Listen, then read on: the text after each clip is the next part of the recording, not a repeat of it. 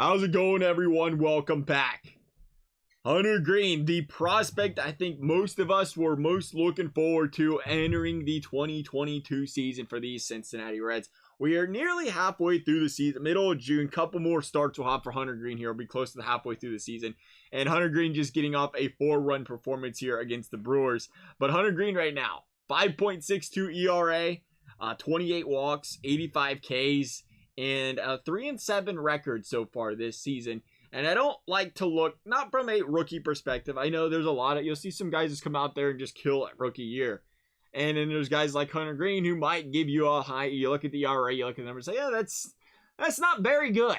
And personally, not worried about it. Not worried about it at all. I mean, this is a guy, you watch him pitch, he's got the fastball to get guys out alone. He's got problems controlling it right now. He's got the fastball to get guys out, consistently floating around that triple-digit range there. His slider, though, is something else to talk about. Teams are currently batting 106 against Hunter Greene when he throws the slider. It has been a next to unhittable pitch for players or opponents when he's able to get that slider down and in on them lefties, down and away from them righties. And when he can get these other pitches going, specifically that changeup, I like to say he ain't using his changeup much. He's struggling when the teams are batting 400 against that changeup.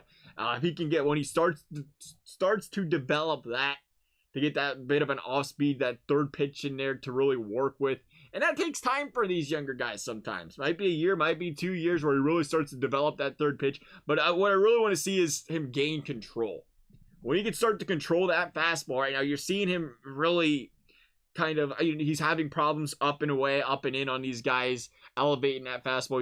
He's having problems getting it down in general, and that's really reflecting, again, the 28 walks this season. He's currently sitting as the third-ranked pitcher in baseball as far as starting pitchers are concerned for strikeouts per 9 innings, which is phenomenal. Problem is, he's sitting there at 11th as far as walks per 9 innings goes because he's having problems when he struggles out there finding the strike zone. And when he can start to really figure that out, then if he wants to continue to try and beat teams elevating that fastball, and we've seen guys successfully do that in the league, it's a little bit trickier because especially when you play at a hitter's park like Great American, league average is about 22% as far as the fly ball rate's concerned. Hunter Greene's hitting about 40-some%. He's about double the league.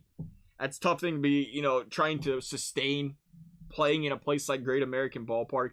But again, he's got the stuff to really get him into a position where he can, I don't want to compare him to Homer Bailey because I don't think he's a Homer Bailey. I think he's going to have better than Homer Bailey potential. But you remember when Homer Bailey was really feeling it for the Reds, it was when he was working that elevated fastball and getting a lot of swings and misses on it. That's when you'd see him at his best.